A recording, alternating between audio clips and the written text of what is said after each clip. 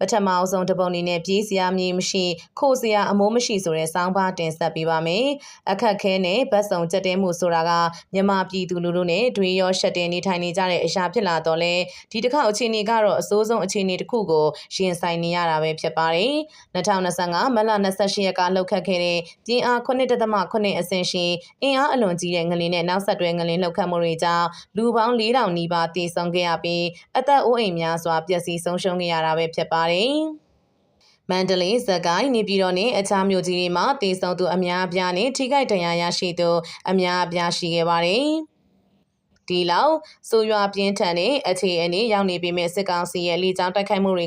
မရက်တက်မဲရှိနေတာပါ။ပောက်ကွဲမှုရဲ့မီတာ20 65ပေအချင်းဝက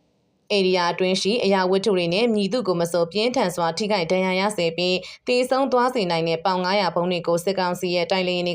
ကကောင်းကင်ယံကနေနေ့စဉ်ကျဲသလိုတိုက်ခိုက်နေပါတယ်။ထောင်းလမောင်းကျွေသွားတဲ့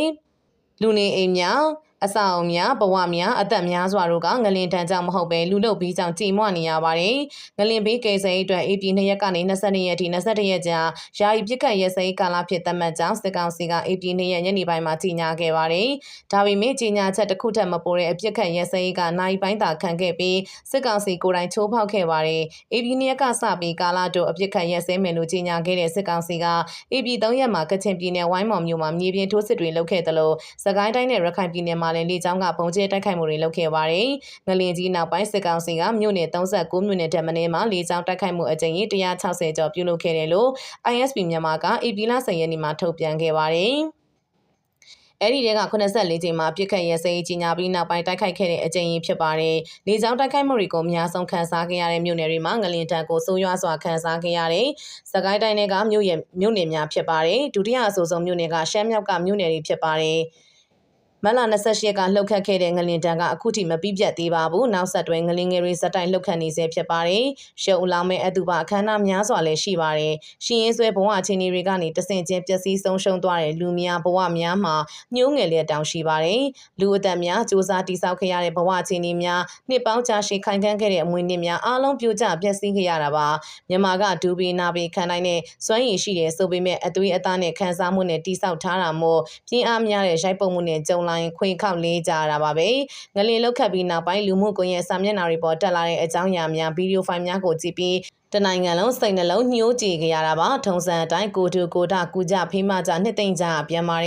်ငလင်ဆိုတာခံမှန်းမရတဲ့တဘာဝဘေးဖြစ်တဲ့အတွက်မြည်သူမစိုးကြုံရနိုင်တဲ့ဆိုတဲ့အချက်ကိုနှလုံးသွင်းကအားတင်းဖြေဖြတ်ဖို့စ조사လို့ရနိုင်မှာတော့လေလေကြောင်းတိုက်ခိုက်မှုတွေကတော့ဒီလိုမဟုတ်ပါဘူးငလင်လောက်ခတ်မှုမဖြစ်ခင်ကတည်းကရှိနေတဲ့လေကြောင်းတိုက်ခိုက်မှုတွေကငလင်လောက်ခတ်ပြီးနောက်ပိုင်းမှာရက်တက်မနေခဲ့ပါဘူးငလင်လောက်ခတ်ပြီးရဲ့နောက်ပိုင်းမှာစစ်ကောင်စီရဲ့လေကြောင်းတိုက်ခိုက်မှုတွေမှာအဆိုးရွားဆုံးတိုက်ခိုက်ခံရပြီးအစုလိုက်ပြုံလိုက်တည်ဆုံခဲ့တဲ့ရွာများမှာစကိုင်းတိုင်းရှိနန်းခမ်းရွာနဲ့မန္တလေးတိုင်းရှိရေတွက်ရွာတို့ဖြစ်ပါတယ်။ဒီနယ်မြေတွေကငလင်တန်းကိုနဖူးတွေဒူတွေခန်းစားခဲ့ရတဲ့ဒေသတွေဖြစ်ပါတယ်။ AP 9ရက်ကစကိုင်းတိုင်းဝန်းတုံမြို့နယ်ရဲ့ရှိနန်းခမ်းရွာကိုစစ်ကောင်စီကလေကြောင်းတိုက်ခိုက်ခဲ့ရာအမျိုးသမီးနဲ့ကလေးငယ်များပါဝင်လူပေါင်း30ခန့်တည်ဆုံခဲ့ရတဲ့ပြင်းထန်လွန်းတဲ့ပေါင်900ဘုံလေးလုံးကိုနှစ်ခါကျဲချတိုက်ခိုက်ခဲ့တာပါ။တရွာလုံးနီးပါးရစရာမရှိအောင်ပျက်စီးသွားခဲ့ပြီးတည်ဆုံရုံလောင်းတွေကိုမကောက်ယူနိုင်တဲ့အထိဆိုးရွားခဲ့ပါတယ်။ AP 19နဲ့20ရက်ဒီမှာမန္တလေးတိုင်းတပိတ်ချင်းမြို့နယ်နဲ့ရှိရေတွက်ရွာကိုအာနာသိန်းစစ်တပ်က2ရက်ဆက်တိုင်လေကြောင်းတိုက်ခိုက်ခဲ့ပါတယ်။ကလေးငယ်ပါဝင်လူပေါင်း2ဆင်ထက်မနည်းတည်ဆုံခဲ့ရပါတယ်။ MTYPDF ရဲ့စည်ရင်ရ AP 1ရက်နေ့ကနေ19ရက်နေ့တွင်တပိတ်ချင်းမြို့နယ်တစ်ခုတည်းကိုစစ်ကောင်စီကလေကြောင်းတိုက်ခိုက်မှု73ကြိမ်ပြုလုပ်ခဲ့ပါတယ်။မီးလောင်ပျက်စီးခဲ့တဲ့ကလေးငယ်နဲ့သွေးလိမ့်လိမ့်ပြီးကျန်နေတဲ့ကလေးငယ်တွေရဲ့ရှုံလောင်းတပ်ပုံတွေကလူမဆန်တဲ့ရက်စက်မှုကိုမီးမောင်းထိုးသက်သေပြနေတာဖြစ်ပါတယ်။လေကြောင်းတိုက်ခိုက်မှုဆိုတာကခံမှန်းမရတဲ့သဘာဝဘေးမဟုတ်ပါလူကိုလူကလှုပ်တဲ့ရည်ရွယ်ချက်ရှိရှိဖြတ်စည်းတဲ့အန္တရာယ်ဆိုးတစ်ခုဖြစ်ပါတယ်လူဆိုတဲ့ဖြစ်တည်မှုကိုထည့်သွင်းတွက်ချက်ခြင်းမရှိဘဲတန်ဖိုးမဲ့ပစ္စည်းတစ်ခုဖြစ်သတ်မှတ်ခံလိုက်ရခြင်းဖြစ်တယ်ဘဝဖြစ်တည်မှုတွေကလက်ခုပ်ထဲရရှိပြီးဖြစ်သွားပါတယ်တွန်ကျင်သွန်မှောက်ခြင်းမှဖြစ်စီမံခံလိုက်ရတာဖြစ်ပါတယ်ငလင်တန်းကိုခန်းစားပြီးနောက်ပိုင်းနောက်ဆက်တွဲငလင်တွေအတွက်အချက်ပေးပုံစံလို့ဆိုပြီးအရာပေးမှာအုတ်ခွက်တန်းခွက်တွေနဲ့ပလင်းတွေကိုဆင့်ပြီးစီထားတဲ့ဓပုံကလူမှုကွန်ရက်မှာပြန့်နှံ့လာပါတယ် အပြင်လူရဲ့အမြင်မှာရီစရာဟာတာပုံစံဖြစ်နေပေမဲ့မြန်မာလူထုအတွက်တော့မရှိနိုင်တဲ့ဟာတာတစ်ခွက်လိုဖြစ်ပါတယ်။ကိုဝမ်းနာကိုရာတိဆိုတဲ့ပြရုပ်တစ်ခုလိုယူဆရမှာပါ။ပြင်မငလင်ကျော်တွေကမြန်မာနိုင်ငံအတွင်းဖြတ်တန်းတည်ရှိနေတော့လဲငလင်ဘေးအတွက်မြည်သည့်ကြိုတင်ကာကွယ်နည်းနဲ့မှမရှိခဲ့တဲ့နိုင်ငံဖြစ်တာကြောင့်ပျက်စီးဆုံးရှုံးမှုတွေကထင်သာထက်ပိုမိုဆိုးရွားခဲ့ရပါတယ်။ငလင်ဆိုတဲ့ဆိုးရွားမှုကိုထိုက်တိုက်တွေ့တော့မှငလင်လုံရင်ဘလို့ပြုမှုနေထိုင်ရမလဲဆိုတဲ့အသိပညာက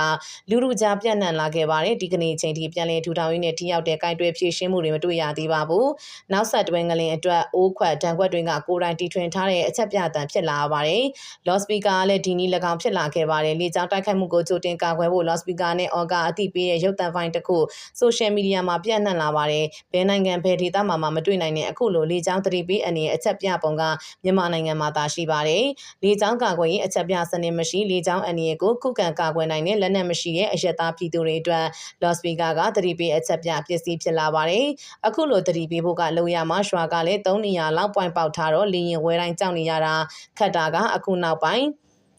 အတန်မကြားရဘူးသူကဘုံချပြီးပြန်တက်မှပဲအတန်ကြားတာကိုယ်လည်းစောင့်နေတယ်လို့မျိုးကြီးနေရတာလို့ရေထွက်ရွာအနီးရှိကွင်း30ရွာမှာနေထိုင်သူမတတက်ကပြောပါတယ်စစ်ကောင်စီလက်လွတ်လိုက်ရတဲ့နေမြေများနဲ့လက်မလွတ်ရသေးတော့လဲခုခံနေစဉ်မျိုးနေတွေအနေနဲ့ငလျင်ထန်ကြောင့်ဘလောက်ထိထိခိုက်နေရပါစေလေကြောင်းရန်ကိုမဖြစ်မနေသတိထားဖို့လိုအပ်ကြောင်း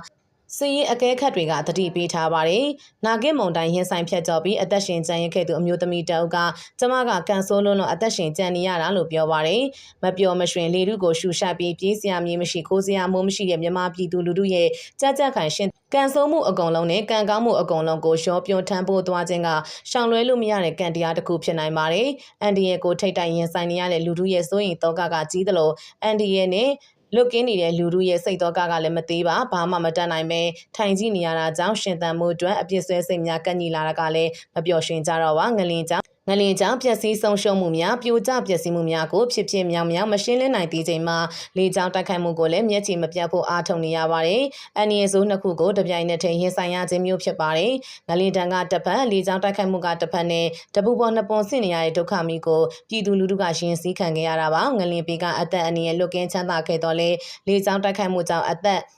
that ဘယ်နည်းဆုံးရှုံးမလဲဆိုတဲ့စိုးထိတ်မှုကဒူးနယ်တင်နေရှိနေပြန်ပါတယ်တော်ယုံခန္ဓာရည်မျိုးနဲ့မြန်မာနိုင်ငံမှာအသက်ရှင်ရက်တည်လို့မရကြောင်းတနေ့ချိန်မှာကဘာကြီးကိုဒဏ်ရာလှန်ပြကသက်တည်ပြထူရအောင်မှာဖြစ်ပါတယ်နောက်ထပ်တစ်ပုတ်အနေနဲ့လင်းရင်ခီးတဲ့များကိုအခွန်တိုးကောက်မယ်လို့ရန်ကုန်လေဆိပ်ကြီးညာတဲ့အကြောင်းတင်ဆက်ပေးပါမယ်လင်းရင်ခီးတဲ့တွေကိုအခွန်တိုးမြင့်ကောက်ခံမယ်လို့စစ်ကောင်စီရဲ့ရန်ကုန်ပြည်ပြည်ဆိုင်ရာလေဆိပ်ကကြီးညာပါတယ်ရန်ကုန်ပြည်ပြည်ဆိုင်ရာလေဆိပ်ကိုစေအုပ်စုနဲ့နှိစက်တဲ့ Asia World Company ကလုတ်ကင်ခွင့်ရထားတာပါကြီးညာချက်အရလာမယ့်မေလ12ရက်ကစပြီးနိုင်ငံတကာထွက်ခွာမှုအတွက်$25နဲ့ပြည်တွင်းထွက်ခွာမှုအတွက်ကျပ်1000ခွဲကောက်ခံမယ်လို့ဆိုပါတယ်ခီးတဲ့များအနေနဲ့နောက်ထပ်ချက်လက်များအတွက်သက်ဆိုင်ရာလေကြောင်းလိုင်းဒါမှမဟုတ်ခီးသွွားအေဂျင်စီတွေကိုဆက်သွယ်ပြီးတာမနယ်ရှိသက်ဆိုင်ရာငွေပေးချေမှုကောင်တာတွေမှာပေးချေဖို့ဖော်ပြပါတယ်မဖြစ်တဲ့ကိစ္စပါလက်မှတ်ဖြတ်ကလည်းလက်မှတ်ဖိုးထဲမှာ Airport Tax ကပါပြီးသားမို့လုံးဝကိုမဖြစ်တဲ့ကိစ္စပါလို့ပြောပြရစေပြည်သူတွေညီမတရားမှုတွေခြားစားမှုတွေကိုဥပဒေနဲ့ညီတိုက်ဖြတ်နိုင်ရပါလိမ့်မယ်လို့ရန်ကုန်လေဆိပ်အသုံးပြုသူတအုပ်ကလေဆိပ်အခွန်တိုးမြင့်မှုပေါ်ဝေဖန်ပါတယ်